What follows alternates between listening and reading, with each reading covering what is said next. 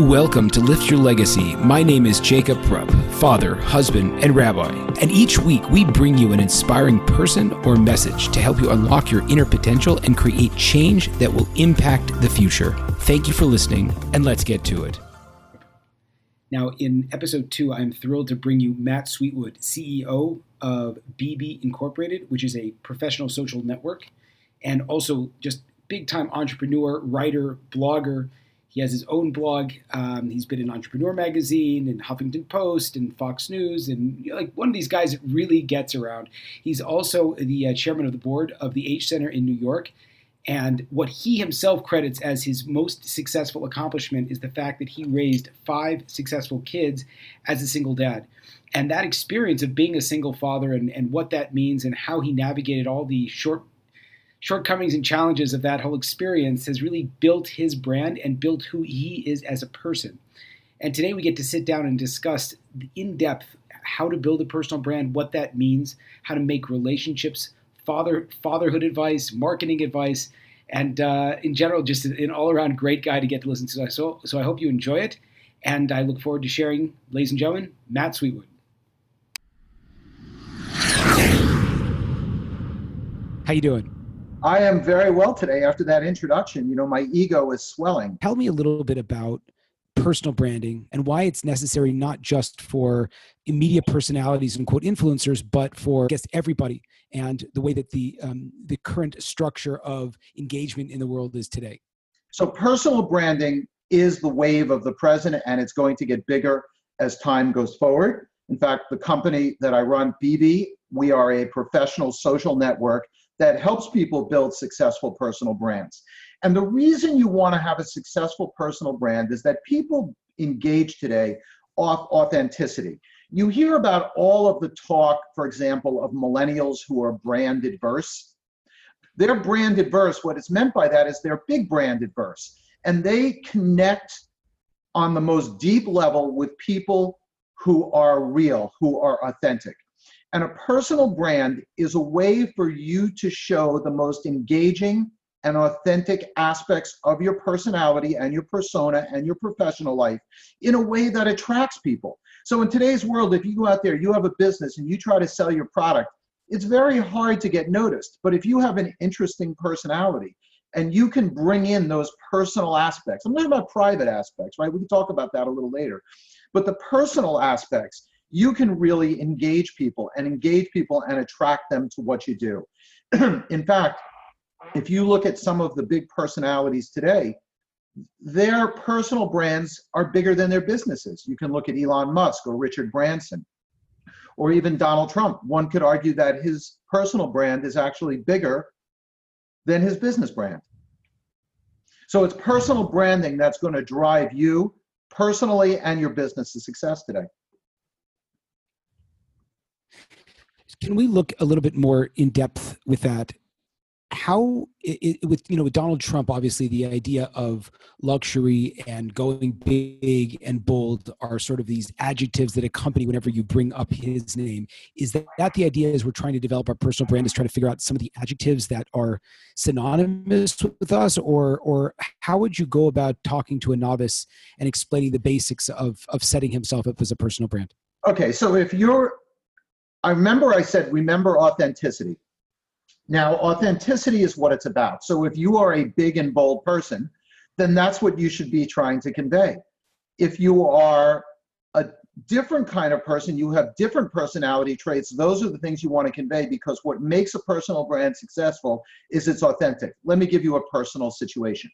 When I ran a company, before I was at BB, I actually ran my own company, and we had to transform that company. It was a photographic supply company, and I ended up wanting to open a camera store, and in the process of opening that camera store and marketing that camera store, I had to use my personal brand to do that. And one of the aspects of my personal brand that I started to write and talk and speak about was the fact that I'm a single father. I raised 5 kids on my own. Their mother left us when we were little. I went through a transformative time in my life. I became a man from a boy. Raising children on your own are going to have that effect on you. And it was the talking about that attracted a lot of people to me. It wasn't about the fact that we sold cameras, or we had a cool camera store, or we had a really amazing education program. Those are interesting things, but people were really engaged with that topic. And that's not a topic where you go bold and big necessarily. That's an emotional topic. It's where you reveal a sensitive side to you, not a private side. You know, I wouldn't tell private stories about me and the children, but I would tell my personal journey. And that attracted a lot of people to me. So your personal brand, those adjectives really are the authentic adjectives. So the answer, I guess, is yes to your question, is you're trying to get people to understand, but you want it to be not in a general sense. In other words, if I know that you are an active person, right? There's an adjective, you're active. That's not as interesting to know that you are an avid cross-country skier. Okay, you're in San Diego, so that probably was a bad example. But let's say you're a surfer. Yeah. So let's say you're an avid surfer. So isn't it so you're a rabbi. It's interesting to know if you talk about rabbinical things, but that only, people shy away from that. But if you're the rabbi who's a surfer, think of how much more interesting that is. You see how you already, like, when I said a rabbi who surfs, it's like, I guarantee you, your audience, their ears perked up a little bit because I want to learn about that person. But learning about a rabbi is not as interesting. So that's really the aspect, is that you want to reveal the parts that are interesting and engaging and make yourself appealing, likable, interesting in those things. Besides your service of BB, is there other areas that you feel that a person should be working on publishing this or pushing this? Is this just kind of, if you're on a call, like a sales call, like if I'm a lawyer, for example, and I'm working with clients, I want to be dropping all these hints about my interests. Like, how does a person start to express that? This is a brilliant question. I will give you credit for that because it really is at the heart of what we do at BB. So on BB, we do affinity networking. For example, on LinkedIn, someone just connects with you.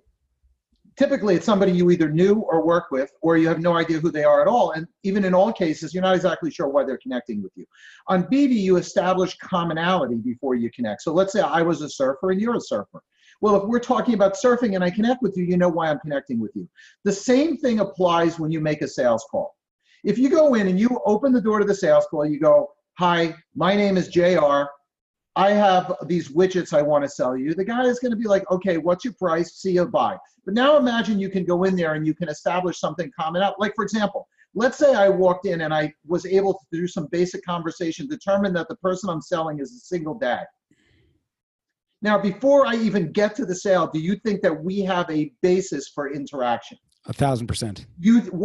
Without knowing anything about the product that I'm going to sell, do you think it's more likely I'm going to get the sale that we're both single dads, or less likely? Very likely. Much more likely. And the more commonality, the more affinity that you can establish with somebody on a personal basis in an authentic way is going to be more likely you're going to do business in a more meaningful way with them. I'll say that again. The deeper you can establish a affinity with a person, a personal relationship, the more likely you are going to establish a deeper business relationship with them. Now, it's extremely important, as I'm saying this, to not do it in a phony way. The phony way is, "So, how's the wife doing today?" Like, he cares about how his wife is doing, or you really care about how his wife is doing. Now, a better affinity would be, and this is probably not the right thing to say to a rabbi, is to talk about the hot girls that you met at the place next door. That's more likely, like at the restaurant while you're waiting for the meeting. "Hey, I was having a coffee next door, and the waitress over there is really, really good looking." Now, even if he's married, and even if, we're totally cool about all of this, and of course, we're faithful to our wives and our girlfriends and all of that stuff, I'm not suggesting any of that. You see how that establishes a much deeper affinity than sort of that phony, like, "How's your wife?" There's a way to ask "How's your wife?" particularly if you know the wife or whatever, but you get my point. 100%. You want to establish that affinity with somebody. And why is that? It's not that you're just schmoozing them. When you establish affinity with people, when you do that, what ultimately ends up happening is you establish a deeper level of trust. So if that person is a single dad and I'm a single dad, we share something common. He knows a little bit of my experience, and you establish trust. The more commonality, the more trust. More commonality. That's fantastic. So the question that I would ask following this is, and hopefully you'll share a little bit about how you got involved with your Jewish learning, but it sounds like what you're saying is that in terms of engaging for a person that is in as a rabbi or as a spiritual leader, rather than sort of leading with content, you should be leading with the thing that makes you unique and then trying to build your tribe accordingly. I completely agree with that. Now, in the case of a rabbi, because you are peddling, excuse the pejorative word, you are peddling knowledge, wisdom, and spirituality, you never want to stray too far from that, because you can sort of be viewed in the reverse way. In other words, you need to have some gravitas to what you're doing. So if you stray too far, like if you begin, your discussion with somebody about the good-looking girl at the restaurant next door, it's probably not going to be so good for you, because it's not the right place where you should be establishing that personal brand. So it does have to line up. In other words, they can't be too disjointed in a way where one reflects negatively on the other. But the answer is, in general, if people believe you're human or they believe you're relatable, they're going to listen to your message more seriously and take it in a deeper way. Right? Is when you have a teacher, Fantastic. when you have a teacher in a classroom and you feel the teacher is detached, or a politician gives a speech and you feel they're detached from reality, like they don't understand you, you don't really care what they have to say. The same thing I would apply to you. So if I were giving you business advice, I would say you want to keep it in a place where people believe you're relatable to them, and you want to share the parts of your personalness that makes you relatable. Is there ever a concern that by sharing parts of yourself that make you relatable, you are alienating or potentially turning off people that would be close to you? For example, I found recently jujitsu as something that I absolutely love to do, but the idea of fighting someone or choking someone as a fun, experience, despite all the health benefits of the exercise, etc., that could potentially put me on the fringe. So, do I share something like that in the idea that someone out there also likes jujitsu, or do I try to hold that part back and take something more simple, like I also like steak? The like steak is a little bit boring, to be honest with you. So you better come up with a better angle on like steak, or nobody's going to really care. I love the jujitsu angle. Look, you can't please all the people. And so, you are in a business where you require fundraising to operate your business. So one clearly needs to be sensitive to their largest donors.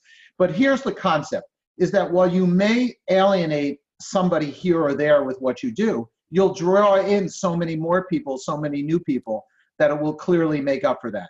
Now, when you're in business, you don't want to do stupid things. Like, one of the stupid things that I always talk about is anybody who's in business and talks politics is stupid, because whatever they talk about is going to alienate 50% of the world, right? So we're not interested in alienating 50% of the world. But if you upset a few people along the way, particularly if you know them personally, you can try to overcome it on a personal basis. But the goal is to make yourself interesting so you draw people. So that same board member who might be upset at you doing jujitsu will be unupset with you when you draw in 20 new members into the congregation because you're a cool rabbi. And that's really what it ultimately comes down to. Gotcha. To shift gears slightly, you spoke a little bit about the idea of reinventing yourself, and I found your story extremely compelling. Share a little bit about what you went through. 5 children, your wife leaves, and you were running a business at that point. So how did you balance, and how did you deal with that darkness that comes with sort of losing your whole path of what you thought it was going to be? Wow, so you're going for the big questions, right? You don't go, I guess I should expect that from a rabbi. We're not asking, like, how do I like my steak? Exactly. How about, right? You can ask me how. You see what I mean? You see, if you ask me how I like my steak, that's not such an interesting answer. The answer you're going to get to this, a little more interesting. Okay, so first of all, I am writing a book, which I just learned will be out next February, okay? A little bit less than a year from now, about 10 months from now. And the book will be called Man Up. There should give you a little hint of what I had to go through. And that book tells the story of how I made it through that, ran my business, did all of those things. What I will tell you is that the experience, as I sit here now, was the greatest thing that ever happened to me. When it came down and I was sitting there with those little children, I was scared, I was lost, I was frightened. I thought many times about running away to Hawaii and becoming a surfer, and leaving it all behind. I didn't know how I was going to do it. I felt sorry for myself. Woe is me. Wife left me. I thought I would be alone the rest of my life. My kids were in bad shape. I had no idea how I was going to do it. But I quickly learned that God does not give you more than you can handle. And the challenges that you overcome help you grow and help you develop as a human being. And slowly but surely, through the length of time and the loss of my hair, I figured out how to do it, and then quickly realized, not quickly, but eventually realized that my 5 children were the greatest gift that God had ever given to me. I'm sitting here today as we record this. I actually chased 2 of my children out of my apartment who are staying with me. They're in their 20s now. And tomorrow is my youngest daughter's graduation from college. So this is a child, I'll tell the story through her. So this is a child who, when the mother left, was 18 months old. So I was left with a baby. And now I am sitting here going to her college graduation tomorrow. She's going to graduate summa cum laude from Pace University here in New York, essentially at the top of her class. She has a job already lined up for a big bank here in Manhattan. She's a wonderful human being. All of my children are coming in, and we will be here together enjoying this great moment. I've done this over and over through birthdays and graduations. So I feel incredibly blessed. I feel like God handed this to me. It was traumatic, and God does that to people in their lives. They hand them trauma, but it's the courage you show, the willingness you show, and fighting through it and getting there. And then eventually you see that everything happens for the good in the end. It just does. It happens for the good. And I don't want to come across as lacking in humility about this. I was not the greatest father. The only thing I can say, look, I made mistakes. I did things along the way that were not always the greatest, but I was there. I love them a lot. And in the end, I have the ultimate reward. So to me, people ask, they say, and I'm saying this to a rabbi, they always say that God wants you to find your purpose in life. And I struggled for a long time, like, what is my purpose? Am I supposed to run a photo business? Am I supposed to be a personal branding guru? Like, what am I supposed to be? My purpose was to raise 5 kids and turn them into successful, productive human beings. And so I feel really gratified in that perspective in sort of seeing that as my purpose. So I hope that was a little bit of a long-winded answer, but you asked for the deep question. So I'm gonna try to push a little bit more. At what point did you feel that was your purpose? Meaning that, at what sense and what stage along the way were you starting to tell yourself, you know what, actually, this is exactly what I have to do? And did that coincide with when you started writing your blog and talking about it, or was that something that sort of came along as well? Okay, so that really is a late understanding. The understanding of that I had to man up, to deliberately use the title of my book, came just a few years in it. I realized I was sitting around feeling sorry for myself. I was, not being a good parent. I was obfuscating my responsibility. I didn't want part of it. I was in denial. I felt bad. I felt alone. I was doing all of that stuff. And then I just started like Matt, you need to get yourself together. And then little victories, you start to realize you can do it. You start to do that. And so as you go through this and there's a spiritual side that started to enter into it, it wasn't really until I started writing about it. And this is why I always tell somebody, if you want to build a personal brand, writing about it is the way that you develop your own voice and start to understand yourself. And it was as I started to write about the topics of fatherhood and spirituality and growth and all of those things, and people started to react to those articles in a big way. I have articles that have gone viral. It was that reaction. I'm like, wow, look at this. I'm really helping other people. I've counseled other men. And then you look at the children and you see them being successful. It really wasn't until that point that I said, hey, wait a minute. My purpose is not, maybe it's a secondary purpose to run businesses or to do, the business to professional side. But look at these kids. Look at what I've done. Look at the people I've helped. Look at the other people I've touched. You just feel like it's your purpose. And I did feel it was my purpose to write the book. Like, I felt, if you know the stories that happened to me, the book really naturally came out of it. 2 years of work, but naturally came out of it. And you felt like almost like a push. It wasn't, long-term, I want to write a book, but you felt at this point in my life, this is what's appropriate right now, just like when you started writing your blog? Absolutely. What happened was I said, it's a funny story because I got to the point, once the kids got older, they're in their teens, a few of them are off in college, a few of them out, stuff like that. You start to think about things like this. So I said, I need to start, I want to write a book. So I reached out to somebody, a branding person who helped me. And they said, oh, very nice. You want to write a book? Actually, it was an older Jewish woman. Her name is, I'll say her name. Her name is Leah Kameko. And she's like, I call her the Jewish Yoda. And she sat there and she goes, it's very nice you want to write a book. She goes, what have you written? I said, well, I was a math major in college. I've written absolutely nothing. She said, well, why don't you try to write something? So I wrote something and kept sending it to her, and she kept telling me it sucked, it's terrible. She said, well, this is very nice, but I wouldn't show it to anybody.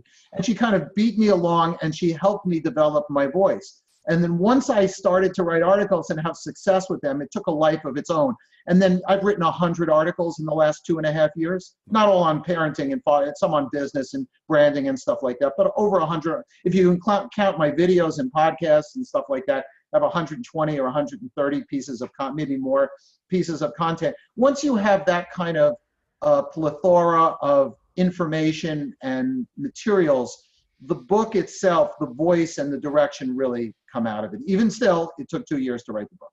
For sure. What drew you to, of all things, Orthodox Judaism and the wisdom contained within, and that you have a very sizable commitment of time and effort and passion involved with Aish, New York, and the spread of Judaism to people in Manhattan and in Newton across the board? I like to think that this one is completely divinely inspired. And actually, I gave a talk at the Aish Center. When I first got connected with the Aish Center, they actually gave me an award for Jewish continuity. I'm not quite sure how they gave a guy who never went to Hebrew school, never had a bar mitzvah, doesn't speak a word of Hebrew other than shalom and shekel. How they gave an award to. I gave a speech. It's a TED-like talk on how spirituality came into my life. But it turns out it was a series of coincidences, and I put that word in quote, that happened throughout my life that ended up with me getting this award, ended up me being the chairman of the board of the Aish Center in Manhattan, and becoming involved in Jewish learning. And I think it had something to do with me trying to avoid Jewish learning and not being Jewish learned along the way. God decided that that wasn't a good solution, and so he put me in charge of it. I guess that's really the best way. But I will give you a little tip because I tell the story in my book. I'll give you a little sort of teaser. My first connection to Aish came when I stepped on an airplane. And I had taken my kids away. I was going through a very, very bad time in my life. And I had taken my kids away to get out of the bad environment in the house. And I was on a plane, and I ended up switching seats in a chivalrous moment with a woman on the plane. And just before the door closed, a Jewish religious man sat down next to me on the plane. We started sharing life stories. He said he thought I could be helped by signing up for this website called aish.com. He said the advice, the emails that you get on a daily basis would be very helpful for you. I signed up. The advice that came the very next day was transformative for me. I continued to follow those emails. By another set of coincidences, I met another man through a project we worked on together who happened to be the chairman of the Aish Center in Manhattan. He got me connected with the Aish Center in Manhattan, and then through another series of crazy events, coincidences, I ended up becoming chairman of the board myself. So that is the fastest I can tell the story, but it's a complicated series of events that probably started from when my first wife left the house and I was alone with my 5 children. Through another set of coincidences, I ended up with Israeli nannies. So I went from a non-Jewish household overnight, literally, to having 2 Jewish Israeli women living in my house from the time they told me to put a mezuzah on the door, and I didn't even know what that was, to all of the things that went with it. So God has been guiding my journey all along, and apparently has decided that I'm going to, help run the Aish Center here in Manhattan and teach other people. I guess that's the fastest I can convey that. It's a pretty amazing story. I pinch myself sometimes because it doesn't seem so believable. As someone who is so involved in the, I think, call it philosophy of business and the philosophy of influence, what does how do you see Judaism impacting your life, and what unique values does it offer that makes it so important to you?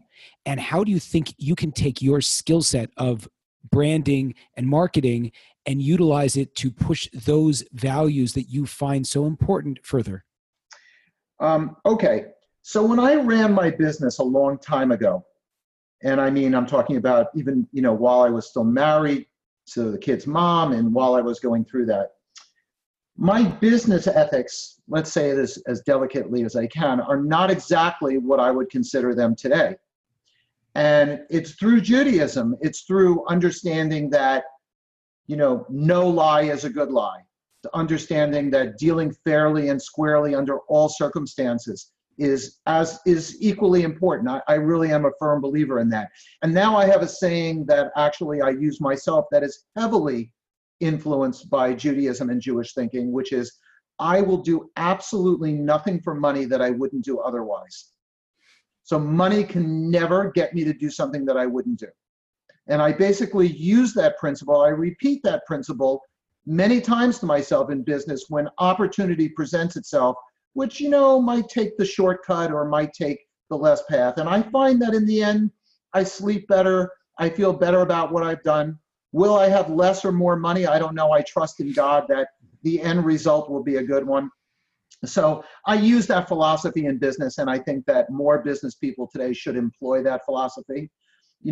I've read in my Aish teachings that God puts more emphasis on the way you do things than the final result. So the means are just as important. And I try to value that, even if sometimes it doesn't always end up with the most amount of money in my pocket if I did it the right way. And I don't want to sound like an angel. I'm not. We all are engaged in lots of sin on a frequent basis. In terms of how I can use those skills, when I speak, I'm a professional speaker, and I go out there and I speak on branding and I speak on these topics. I make sure to convey some of these ethical principles, even if the word Judaism isn't necessarily mentioned in the talk. It emanates within all of what I talk about. And certainly when I talk about parenting, I have a great talk I give on parenting and leadership. The spiritual component obviously is an extremely important part. Amazing. As someone that's written so much about parenting and spoken so much about parenting, if you could distill down into 1 or 2 points, what do you think the most important things that a parent has to keep in mind as they go about trying to raise successful children? What would those be? Wow. I am always very reluctant to give. So when I say that I write on parenting, I don't write advice articles. Everybody knows their child better than I know their child. And I'm not trying to be Dr. Phil here and telling you to fill out a worksheet and how to be a better. It's just not my style. What I would tell a parent is a couple of things. Number one, make sure your children know that you love them, and make sure they know you're proud of them. You need to do that on a consistent basis from the time they're born until the time you die. You die. Okay? If you do that, things are going to turn out a lot better. I made sure to tell my daughters they're beautiful and smart, and my sons are handsome and smart. I don't want to be sexist here and all of that stuff. And then the other thing is to consistently do the right thing in front of them. To me, that is the fundamental tenet of parenting. If you do the right thing, how you treat people, how you conduct yourself, they will glean from that the deepest principles of life and are likely to go out in the world and do the right thing themselves. Fantastic. Besides the book, which is a huge thing, what in your future are you very excited about that you're looking at and working on right now? So I've actually started my own little live show that I do on Sunday nights. Right now, I'm just doing it on my Facebook, Sweetwood. If you go out to my Facebook, I produce a live show on Sunday nights. As a matter of fact, last night's show, I did it last night. Last night's show was about the emotions that parents go through as your children graduate, because you have a little bit of sadness and you have happiness and sort of how to process that. But I'm going to talk on business. I'm going to talk on parenting. I'm going to talk on relationships and dating and personal branding, social media and health and all sorts of stuff. For me, it's a forum to talk about that. And I'm hoping that that show will end up being, get a great audience and be a forum for really to sell my book and to discuss these topics, which really help people have what I call a big life, which is a life worth living. Why did you pick Facebook and not YouTube? Great question. Facebook, people can interact with you. Facebook Live allows people to real time, and I take questions. You know, I like the format that we're doing right now. Imagine if it was just one-sided. It's good. Facebook, people can tell their own stories. They can tell the one I did before, which was the topic I talked about was how do you deal with the fact Mother's Day when there's no mother in the house?